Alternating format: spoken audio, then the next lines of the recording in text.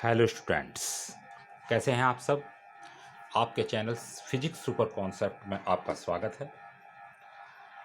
इस चैनल पर आपको इलेक्ट्रोस्टैटिक्स कराई जा रही है, जिसमें हमने आपको जो है पिछले लेक्चर में इलेक्ट्रिक डाइपोल पढ़ाया था, और उसमें एक इलेक्ट्रिक डाइपोल कितनी इलेक्ट्रिक फील्ड प्रोड्यूस करता है, उसके एक्सिस पर कितनी होती है, और उसके इक्वेटोरियल पर कितनी होती है, यानी उसके परपेंडिकुलर कितनी होती है, वो सब हमने आपको कराया था।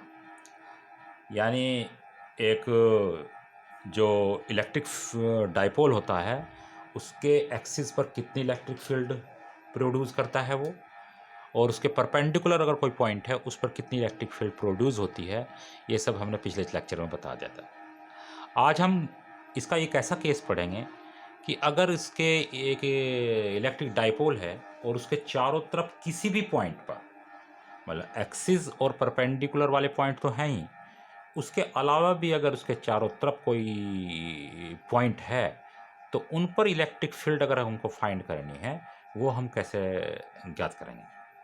देखिए, ये वाला जो टॉपिक है ये नीट और आईआईटी जेईई के लिए बहुत ही इम्पोर्टेंट है।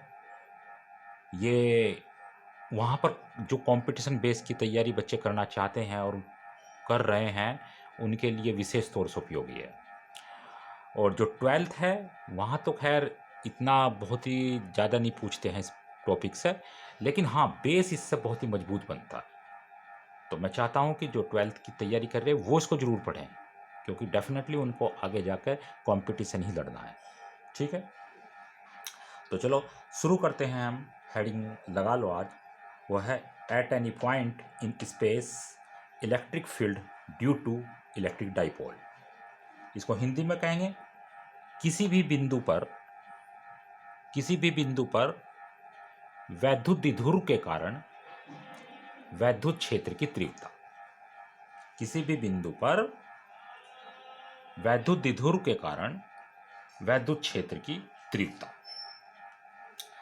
देखो मेरे प्यारे बच्चों, हमने ऐसा पढ़ा है अभी तक कि एक डाइपोल होता है ये इस तरह से, और इस डाइपोल में माइनस एक प्लस, इस सिस्टम को हम डाइपोल कहते हैं। और जब इसमें चार्ज है तो ये इलेक्ट्रिक फील्ड प्रोड्यूस करता है, और इसके एक्सिस पर, इसके मिड पॉइंट से आर डिस्टेंस पर कोई पॉइंट है पी, इस पॉइंट पे इसके एक्सिस पर हमने इलेक्ट्रिक फील्ड फाइंड की थी। और उस इलेक्ट्रिक फील्ड का फॉर्मूला आपको पता होगा। क्या आपने पिछले नोट्स अच्छी तरह पढ़े हैं? बताओ जरा। अगर नहीं पढ़े हैं तो अच्छी तरह पढ़ो, ठीक है।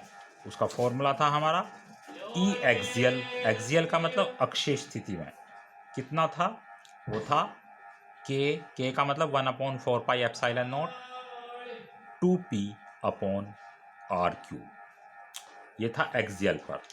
और अगर इक्वेटोरियल पर, इक्वेटोरियल का मतलब इसके परपेंडिकुलर, अगर इसके परपेंडिकुलर कोई पॉइंट है, मान लो ये पॉइंट यहाँ ना होकर इसके परपेंडिकुलर है इस डाइपोल के, तब कितना होता है वो होता है ई इक्वेटोरियल या ई perpendicular equal K P upon R cube. ये हमने पिछले लेक्चरों में हम पढ़ चुके हैं, ये दोनों फॉर्मूले हमने फाइंड कर लिए हैं। आज हम ये देख रहे हैं कि अगर ये पॉइंट, मान लो हमको यहाँ नहीं फाइंड करनी है इलेक्ट्रिक फील्ड, यहाँ नहीं फाइंड करनी है, हम सोचते हैं यहाँ पर कहीं किसी पॉइंट पे, मान लो यहाँ करनी है, या यहाँ करनी है, यहाँ करनी है, यहाँ करनी है, यहाँ यहाँ यहाँ कहीं भी, यहाँ यहाँ यहाँ, इसके चारों तरफ हमें किसी भी पॉइंट, एनी पॉइंट पर हम अगर इलेक्ट्रिक फील्ड फाइंड करेंगे तो फिर वो कैसे ज्ञात करेंगे। तो वही हम आज पढ़ने चाह रहे हैं। जो हमारा हेडिंग है at any point in space, यानी इसके स्पेस के चारों तरफ किसी भी पॉइंट पर इलेक्ट्रिक फील्ड कितनी होगी इस डाइपोल के कारण, ड्यू टू इलेक्ट्रिक डाइपोल। ठीक है, तो चलो शुरू करते हैं इस केस को, और इसके लिए हम एक अच्छा सा चित्र बनाएंगे और हम समझेंगे। ओके, ठीक है, मैं इसको रफ कर देता हूँ, क्योंकि यहाँ पे हमको बहुत ही अच्छा चित्र, प्यारे प्यारे सुंदर बनाने हैं। ठीक है, जिसने पिछली वीडियो अच्छी तरह नहीं देखी है उसके लिए ये यूजलेस है। ठीक है, ये वीडियो तभी अच्छी होंगी उनके लिए जो पिछली वीडियो पूरी देख कर आए हैं। अधूरी नहीं, पूरी देख कर आए हैं, और जो अधूरी देख रहे हैं उनके लिए ये यूजलेस है। तो वो कृपया करके इस वीडियो को ना ही देखें तो अच्छा है। देखो बच्चों, ये कोई इलेक्ट्रिक डाइपोल है। मैं एक अच्छा सा डाइपोल बना देता हूं, प्यारा सा। ये माइनस क्यू, क्या है ये? Minus Q. ये डाइपोल है हमारा ये हो गया माइनस क्यू, और ये हो गया इसका प्लस क्यू। दो चार्ज होते हैं ना इसमें, माइनस क्यू और प्लस क्यू। और भाई बच्चों, इस डाइपोल को मैं थोड़ा अच्छा सा बना दूं ताकि आपको अच्छा लगे। और भी ये हो गया, ठीक है। ये डाइपोल हो गया हमारा, ठीक है। इस इलेक्ट्रिक डाइपोल के इसकी लेंथ कितनी होती है आपको पता? 12 होती है। अब हमें इसके किसी भी पॉइंट पर कोई भी पॉइंट एक्सिस पर और वर्टिकल पोजीशन पर नहीं, कोई पॉइंट ले लेते हैं। मान लो ये इसका मिड पॉइंट है, ये इसका मिड पॉइंट है, और वो है O। और इसके मिड पॉइंट से मान लो वो यहाँ ना होगा, वो यहाँ है कोई पॉइंट। सोच लो वो पॉइंट R डिस्टेंस पर है, यहाँ पर इतनी दूर मान लेते हैं, वो यहाँ पर R डिस्टेंस पर। और वो पॉइंट है, मान लो कोई भी पॉइंट मान लेते हैं, वो पॉइंट मान लेते हैं जेड मान लो, कुछ मान लो जो तुम्हें अच्छा लगे, तुम अपने नाम का अक्षर मान लो, लेकिन वो अक्षर इनसे मिलते जुलते नहीं होने चाहिए। इस जेड पॉइंट पर हमको इलेक्ट्रिक फील्ड फाइंड करनी है। ओके, अच्छा एक बात बताओ, अगर ये इलेक्ट्रिक डाइपोल है तो इस इलेक्ट्रिक डाइपोल में इसके डाइपोल मोमेंट की डायरेक्शन किस तरफ होती है? माइनस से प्लस की तरफ। यानी डाइपोल की जो डायरेक्शन होगी वो ऐसे होगी, ये इलेक्ट्रिक डाइपोल की डायरेक्शन है इस तरफ। ये इलेक्ट्रिक डाइपोल होगा, इसकी डायरेक्शन इस तरफ होगी हमारी। ये हमारा पी हो गया, ये पी, ठीक है।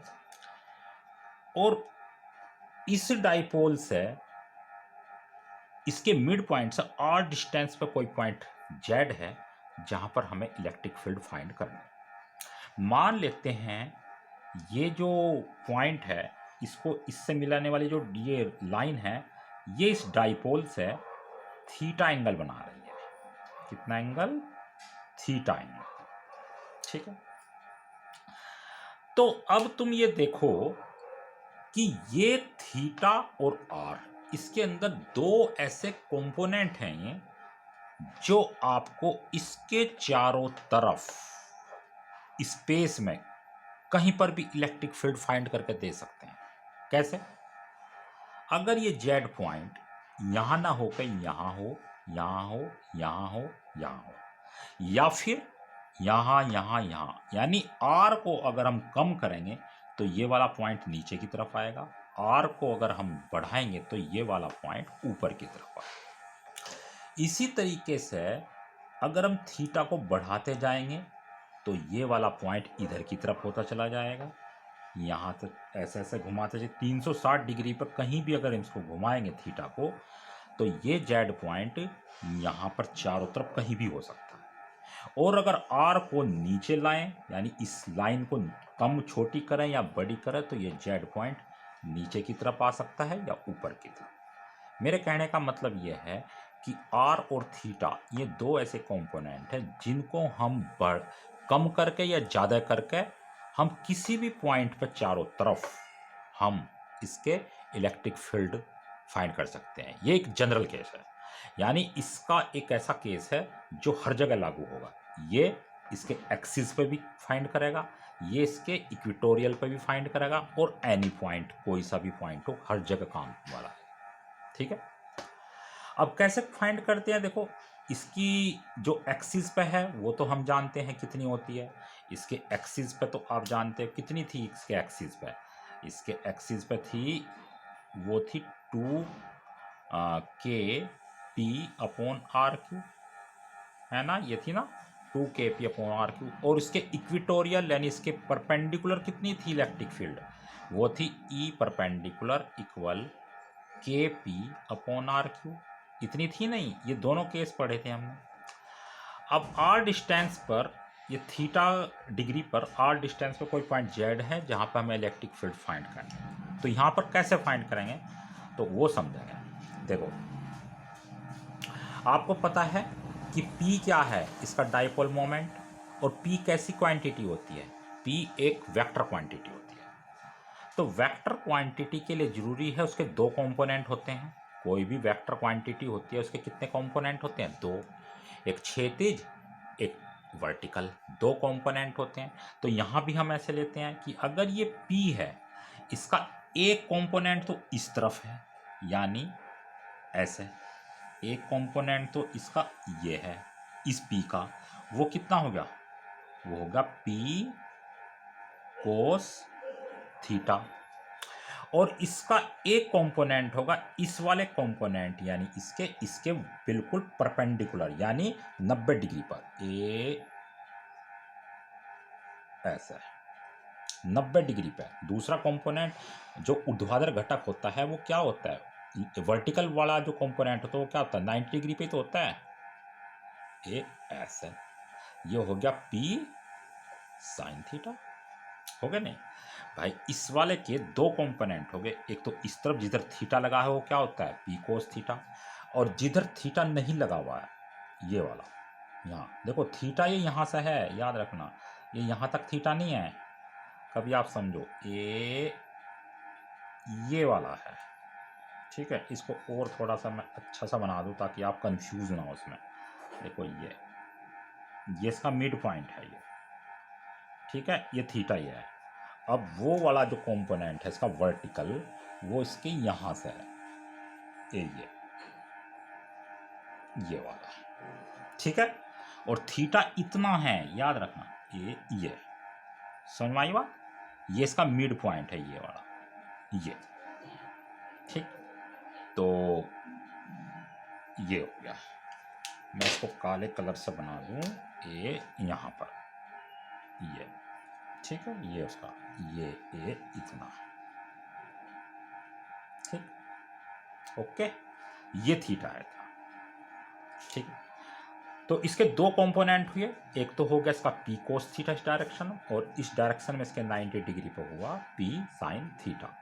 तो हम इन दोनों कंपोनेंट से इस पॉइंट पर इलेक्ट्रिक फील्ड बड़े इजी वे में फाइंड कर सकते हैं। अच्छा, अब मान लेते हैं प्यारे बच्चों, ये जो डाइपोल है, ये वाला डाइपोल, ये वाला AB, इस डाइपोल का नाम रख देते हैं चलो AB, ये AB डाइपोल है। तो इसके दो कंपोनेंट, एक तो हो गया ये O Z, और एक हो गया O, इसको कुछ भी कह दो M, OM। तो इस कंपोनेंट का, इसका इस डाइपोल मोमेंट का एक तो कंपोनेंट होगा P कोस थीटा और एक कंपोनेंट होगा P साइन थीटा, ठीक है। यानी कहने का मतलब ये कह सकते हैं कि जो डाइपोल है ये दो डाइपोल में टूट गया, एक डाइपोल तो ये वाला हो गया और एक डाइपोल हुआ ये वाला, ठीक है। अब जैसे हम इस पॉइंट पर सबसे पहले देखो, अगर हम ये वाला डाइपोल लें, ये वाला ये P कोस थीटा वाला, OZ ये वाला, अगर हम ये वाला डाइपोल लें जिसका dipole moment P cos theta था, तो ये वाला जो पॉइंट है ये वाला पॉइंट इस वाले कंपोनेंट यानी इस वाले डाइपोल के क्या है, एक्सिस पे नहीं स्थित है। अगर हम ये वाला डाइपोल लें, ये P कोस थीटा, देखो ये डाइपोल है, इस डाइपोल का ये कंपोनेंट अगर हम लें, ये यानी P कोस थीटा वाला, ये वाला अगर डाइपोल लें, ये वाला, तो और इस पॉइंट पर हमें इलेक्ट्रिक फील्ड फाइंड करनी, तो ये वाला पॉइंट इस वाले डाइपोल के एक्सिस पर होगा, तो यहाँ पर एक्सिस वाला फॉर्मूला लग जाएगा। और ये वाला जो पॉइंट है वो इस वाले डाइपोल, जो ये वाला डाइपोल है, इस डाइपोल के ये वाला पॉइंट किस पर, किस पोजीशन में होगा, वो वर्टिकल पोजीशन में होगा। तो हमने दो केस पढ़े नहीं, एक एक्सिस वाला एक वर्टिकल वाला।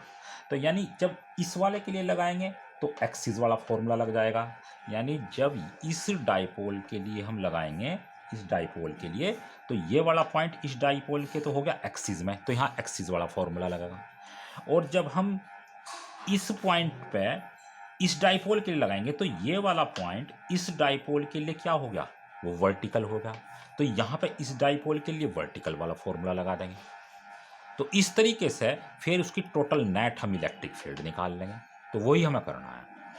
तो यहाँ पर, और मान लो पूरा सिस्टम किसी ऐसे मीडियम में रखा है जिसका डाइलेक्ट्रिक कांस्टेंट के है, ठीक है।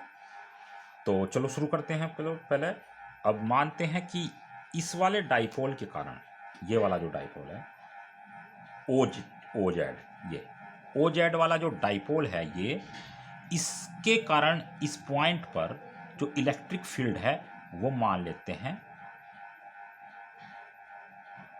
ई ए क्यों कहा हमने, E1 भी कह सकते हैं, ई ए इसलिए कहा क्योंकि ये एक्सिस पे है, इस वाले डाइपोल के ये एक्सिस पे है।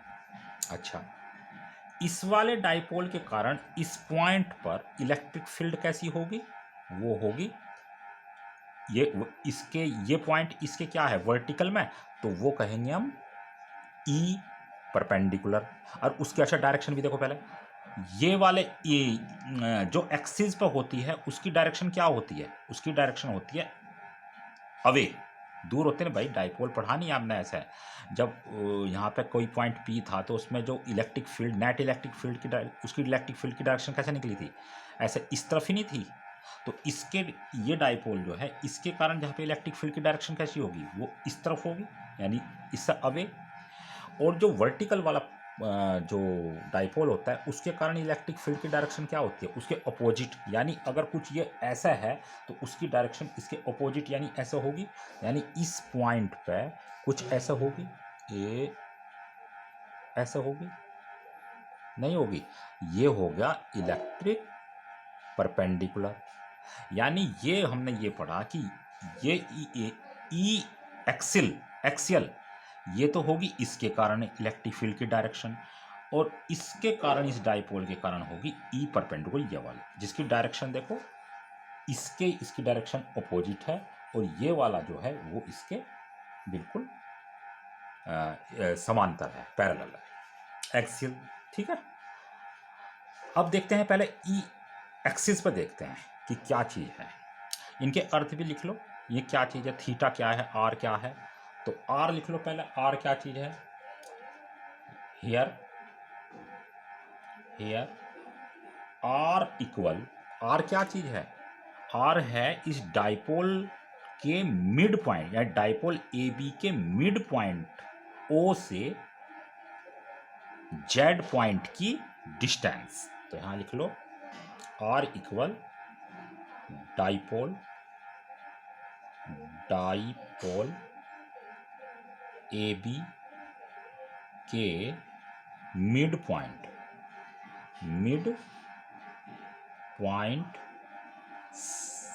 ओ से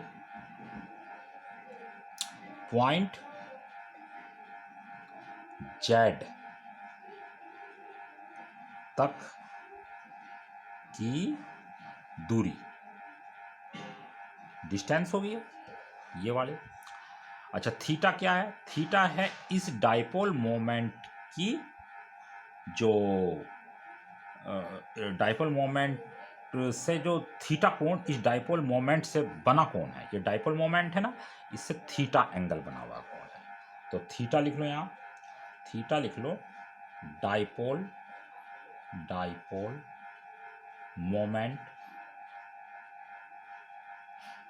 मोमेंट की प्लस दिशा ही तो है ये, प्लस दिशा से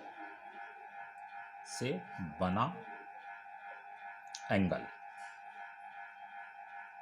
यानी जो थीटा है ये डाइपोल है, इस डाइपोल मोमेंट की डायरेक्शन किस तरफ है, इस तरफ।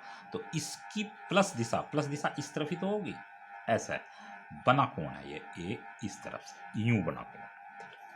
तो दोनों पता चल गया हमें। और पी साइन थीटा क्या है? पी साइन थीटा ये डाइपोल है, इसका डाइपोल मोमेंट है। और पी कोस थीटा क्या है? ये वाला जो डाइपोल है इसका डाइपोल मोमेंट है। और ये दोनों डाइपोल मोमेंट किसके कंपोनेंट है? वो इस पी के कंपोनेंट है। समझ में आई बात? तो ये वाले पॉइंट उतार लो जरा जल्दी, फिर मैं इसको रफ करूंगा और फिर इसकी डेरिवेशन करते हैं। ठीक है, लिख लिया? ओके, अब चलो शुरू करते हैं। सबसे पहले हम देखते हैं, सबसे पहले हम ये ई एक्सियल ये देखते हैं। ई एक्सियल कितना होगा? ई एक्सियल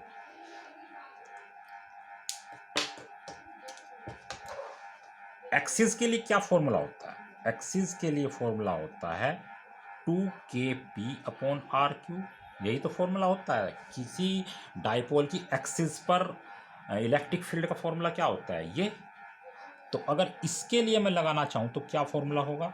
वो होगा E axis equal 2kp। p क्या था? p उसका डाइपोल मोमेंट था जो, लेकिन हम चूंकि इस वाले डाइपोल के लिए कर रहे हैं ये, तो इसका डाइपोल मोमेंट है p कोस थीटा। ये जो p है वो है इस डाइपोल का मोमेंट, ठीक है। इस वाले डाइपोल के लिए p कोस थीटा होगा। तो यहाँ p की जगह हम लिखेंगे p कोस थीटा, p कोस थीटा अपॉन इसकी डिस्टेंस, यहां से लेकर यहां तक की इसकी डिस्टेंस कितनी हुई? r। तो ये हो गया r³। इसकी जो डायरेक्शन होगी किस तरफ होगी बच्चों? वो होगी OZ दिशा में, यानी इस तरफ। तो हम यहां लिख लेंगे दिशा OZ दिशा में, ठीक है। अच्छा, ये एक्सियल के हो गया। अब इक्वेटोरियल वाले के लिए निकाल लो इसी पॉइंट पे। ये इक्वेटोरियल इस पॉइंट पे किसके कारण है? इस वाले के कारण। अब इस वाले डाइपोल के कारण इस पॉइंट पर, यानी ये परपेंडिकुलर है ना ये पॉइंट, तो इस पर कितनी इलेक्ट्रिक फील्ड है? वो है, ये देखते हैं कितनी होती है। वो होती है ई परपेंडिकुलर, इक्वेटोरियल बोल दो या परपेंडिकुलर बोल दो, दोनों का मतलब एक ही है। वो कितनी होती है बताओ? उसमें 2 नहीं आता, वो होती है kp/r³। तो p की जगह लिखेंगे ये वाला dipole moment p sine theta. तो लिखेंगे p sign theta upon r³, ठीक है। और इसकी डायरेक्शन क्या होगी? इसकी डायरेक्शन होगी इस दिशा में, ऐसा। तो किस दिशा में होगी ये बताओ? अगर मैं ये z है तो ये होगी इस डायरेक्शन, यानी अपोजिट, यानी MO के अपोजिट, MO दिशा में। MO दिशा में हो गए नहीं, ये दो हो गए। तो मेरे प्यारे बच्चों एक बात बताओ, क्या ये एक्सियल और परपेंडिकुलर दोनों की वैल्यू सेम है? नहीं है सेम, एक कोस में है एक साइन में है। तो जब सेम नहीं है तो इस पॉइंट पर रिजल्टेंट इलेक्ट्रिक फील्ड कितना होगा? इस पॉइंट पर इलेक्ट्रिक फील्ड रिजल्टेंट कितना होगा? अगर ये दोनों सेम आते, यानी इसकी वैल्यू सेम आती है, तो इस पॉइंट पर रिजल्टेंट इनके बीच से जाता। जो मैंने बता रखे, दो वेक्टर पॉइंटेड अगर सेम आती है तो उनका रिजल्टेंट उनके बीच से गुजरता है, लेकिन ये तो दोनों सेम आई ही नहीं। तो फिर इनका रिजल्टेंट कहाँ से होगा? तो मान लेते हैं कि इन दोनों का इस पॉइंट पर रिजल्टेंट वो ये एक्सियल से अल्फा कोण पर है। कितने कोण पे है? अल्फा। ये हो गया ई नेट। ई नेट ये सब वेक्टर हैं, समझ में आया? इनके बीच से है ई नेट। तब ई नेट अगर हम निकालेंगे तो कितना होगा बताओ, जरा सोच कर बताओ। तो ये होगा ई नेट। अगर दो वेक्टर क्वांटिटी, ठीक है, उनकी वैल्यू सेम नहीं है और उनका रिजल्टेंट निकालना है और वो किसी अल्फा कोण पे है, थीटा कोण पे, तो हम किस फॉर्मूले से निकालते हैं भाई? अगर दो वेक्टर हैं ए और एक बी है, एक बी है और ये थीटा कोण पे है, तो इनका रिजल्टेंट किस पर होगा? तो वो रिजल्टेंट के लिए क्या फॉर्मूला लगाते हैं? रिजल्टेंट के लिए लगाते हैं A square plus B square plus 2ab cos theta. ये लगाते हैं हम, ये वाला फॉर्मूला। तो यहाँ भी यही लगाएंगे। ई नेट निकाल लेंगे तो एक ये वेक्टर एक ये वेक्टर, यानी फॉर्मूला होगा ई एक्सियल स्क्वायर प्लस ई इक्वेटोरियल यानी E perpendicular square plus 2e axial into E perpendicular cos theta होगा। अच्छा, ये कितना एंगल है यहाँ पे बताओ? ये पूरा 90 डिग्री है। देखो ये इस तरफ है तो ये इसके परपेंडिकुलर 90 डिग्री, यानी ये वाला ई एक्सियल और ई परपेंडिकुलर के बीच में 90 डिग्री का एंगल होगा। तो यहाँ पर जब हम रखेंगे 90 डिग्री तो कोस 90 हो जाएगा। कोस 90 की वैल्यू क्या होगी? कोस 90 की वैल्यू होगी 0। तो इसको और आगे करेंगे हम सोल्व। ई एक्सियल के लिए फॉर्मूला लगाओ, यहाँ पे कितनी वैल्यू होती है बताओ? ये ऊपर ये वाली ये होगी 2kp cos theta upon R cube का होल स्क्वायर प्लस यहाँ पे कितनी हो जाएगी? यहाँ हो जाएगी kp sine theta upon R cube का होल स्क्वायर। और यहाँ जब कोस 90 रखेंगे तो ये 0 हो जाएगा, तो हमने आज आगे लिखाने हैं। ठीक है, इसको कैलकुलेट करेंगे तो क्या आएगा? देखो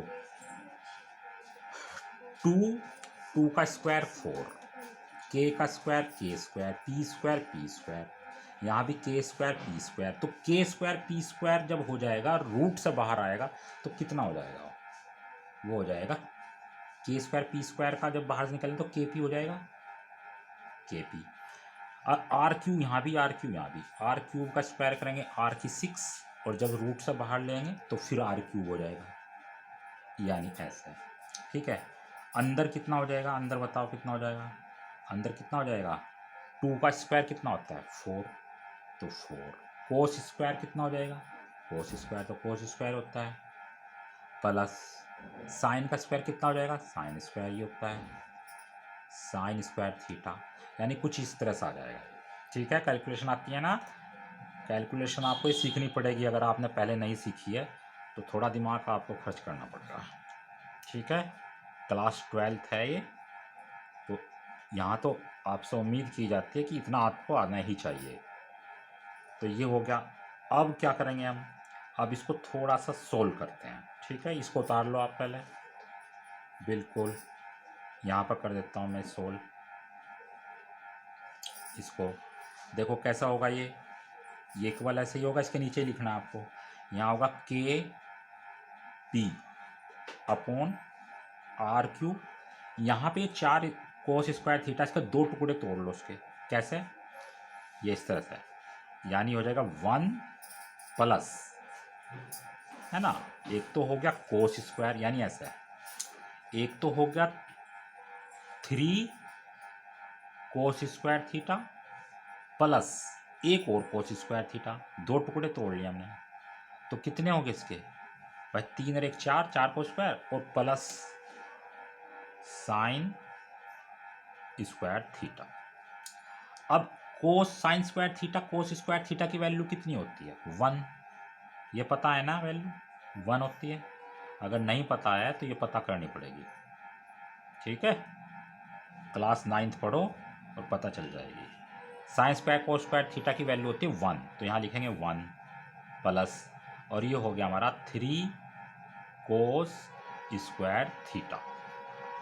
ठीक है, ये, और ये हो गया हमारा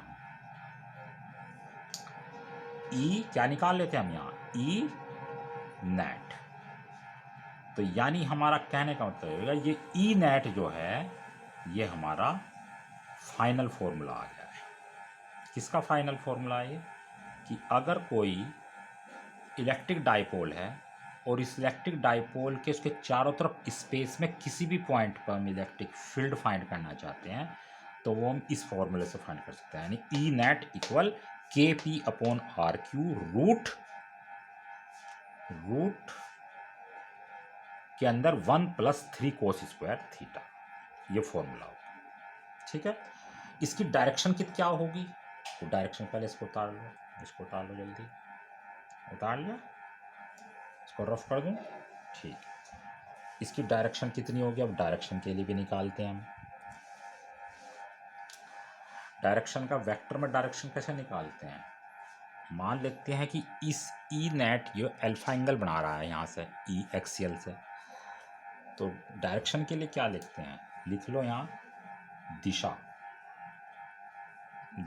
यानी डायरेक्शन कैसे होगी, tan alpha equal tan alpha क्या होता है, tan बराबर क्या होता है, ये होता है परपेंडिकुलर अपॉन बेस। तो अगर ये अल्फा निकालना परपेंडिकुलर यानी ई परपेंडिकुलर अपॉन इसका बेस क्या होगा ये वाला यानी ई एक्सियल, वैल्यू रख दो। ई परपेंडिकुलर की वैल्यू कितनी है, ई परपेंडिकुलर की वैल्यू होती है, वो होती है के पी, यही तो थी ना, के पी कितनी आई थी, ई परपेंडिकुलर की वैल्यू आई थी हमारी के पी अपॉन नहीं K P sine theta upon R cube, और ई एक्सियल की क्या आई थी 2 K P cos theta upon R cube, R से आर कैंसिल, पी से पी कैंसिल, के से के कैंसिल, कितना बच गया, ये बच गया 1/2 साइन अपॉन कोस यानी tan थीटा, तो ये tan अल्फा होगा, यानी इसकी डायरेक्शन हम इस फॉर्मूले से निकाल सकते हैं। तो इसकी इस जो रियल वाला है, ये वास्तविक जो रियल डाइपोल है, इस रियल डाइपोल से इस ई नेट की जो डायरेक्शन मतलब डायरेक्शन है कितनी होगी, यहाँ से यहाँ तक थीटा और फिर ये अल्फा, यानी ई नेट जो ये होगी इसकी डायरेक्शन होगी थीटा प्लस अल्फा, यानी यहाँ से यहाँ तक थीटा, भाई रियल वाला ये है, तो यहाँ से यहाँ तक थीटा और फिर यहाँ से यहाँ तक अल्फा, थीटा प्लस अल्फा। तो यहाँ लिख लो आप ये बात नोट करके, यानी रियल डाइपोल से ई नेट की डायरेक्शन कितनी होगी, वो होगी थीटा प्लस अल्फा। ठीक है, इतनी होगी थीटा प्लस अल्फा। तो इस तरीके से हम क्या कर सकते हैं, किसी भी पॉइंट को उसके चारों तरफ इलेक्ट्रिक फील्ड फाइंड कर सकते हैं। इसको उतार लो। ठीक है, अब जरा देखो, अब हमारे पास ई नेट का ये फॉर्मूला आया है, देखो ई नेट क्या फाइनल फॉर्मूला आया हमारे पास, K P upon R cube root 1 + 3 cos square theta, ये आया हमारे पास फॉर्मूला। अब देखो, अगर हम वेरीफाई करना चाहें, वेरीफाई किस तरह से कि अगर इसके एक्सिस पे कोई पॉइंट है या इसके परपेंडिकुलर कोई पॉइंट है, ऐसे दो केस पढ़े थे हमने, नहीं तो पी वाले पे देखते हैं। अगर ये वाला देखें कि पी पॉइंट पर कैसा आएगी, तो पी पॉइंट पे ये पी वाला पॉइंट है जो इसमें इस डाइपोल मोमेंट के साथ कितने डिग्री का एंगल बना रहा था, दोनों सेम डायरेक्शन में थे, यानी इलेक्ट्रिक फील्ड और डाइपोल मोमेंट दोनों किस डायरेक्शन में थे, एक ही डायरेक्शन में थे, तो उनके बीच कितने डिग्री का एंगल बन रहा था, उनके बीच में बन रहा था 0 डिग्री का एंगल। तो एक्सियल ई एक्सियल अगर हम निकालना चाहें तो वो देखो कैसे बन जाएगा, के पी अपॉन आर क्यू, इसी फॉर्मूले में रखेंगे तो ये बन जाएगा 1 + 3 कोस स्क्वायर 0 डिग्री, कोस 0 की वैल्यू 1 होती है, तो 3 और 1 4, 4 का रूट 2, यानी ई एक्सियल जो हो गया हमारा वो होगा 2 K P upon R Q. देखो यही आ गया, यानी एक्सिस पर जो है वो क्या होता है, यही होता है ना 2 K P upon R Q, यानी ऐसा। और अगर हम परपेंडिकुलर देखना चाहें तो यहाँ पे कितना रखेंगे हम, 90 डिग्री, तब कितना हो जाएगा, तब इतना हो जाएगा E perpendicular equal K P upon R cube 1 + 3 cos square 90 degree. 90 degree का कितना होता है, जीरो, तो सारा जीरो, तो 1 बच गया, तो कितना होगा ई net equal K P upon R Q. ये इस तरह से ई नेट होगा। ये भी आप उतार सको, वैसे ये तो हमने ऐसे ही वेरीफाई करके दिखा दिया आपको, उतारना चाहे उतार दो। ठीक है, तो इस तरीके से ये जो है ये टॉपिक हमारा यहाँ पर ख़त्म हुआ इलेक्ट्रिक डाइपोल का। इसके 3 केस हमने पढ़ लिए। ठीक है, कैसा लगा है ये ज़रूर बताना है, और इसको स्किप करके नहीं देखना है, पूरा देखना है, तभी समझ में आएगा। ठीक है, समय बर्बाद मत करो, मेहनत करो। ठीक है, बाय।